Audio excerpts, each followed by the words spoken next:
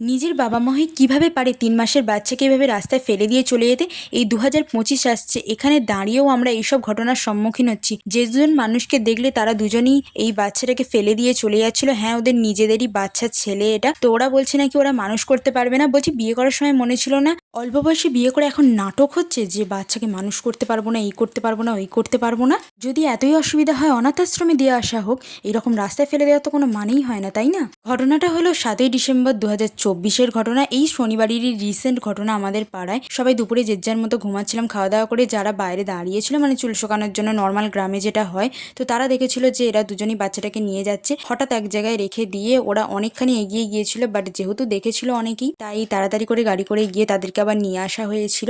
এখানে পুলিশও চলে এসেছে। বলছি এইসবের মধ্যে বাচ্চাটার কি দোষ, তাই না? যেটা আজ শুনলাম, মানে ৯ই ডিসেম্বর শুনলাম যে বাচ্চাটাকে নাকি আবার ওরা ফেলে দিতে এসেছিল। এখানেই আমাদের এই স্টেশন চত্বরের মধ্যেই ফেলে দিতে আবার এসেছিল। পুলিশ ওদেরকে কিছু টাকা অ্যান্ড গরমের জামা দিয়েছে, তাও ওরা বাচ্চাটাকে রাখবে না। বলছে যে যদি কেউ নিতে চাও তো নিয়ে নিতে পারো। ওদের এখানে অনেকেই বাচ্চাটাকে নিতে চাইছিল, কিন্তু নেওয়া মানি তো নেওয়া নেই, সবকিছুরই একটা প্রসেস আছে। তোমাদের মতামত অবশ্যই কমেন্ট বক্সে জানাও। আমার তো জঘন্য লেগেছে।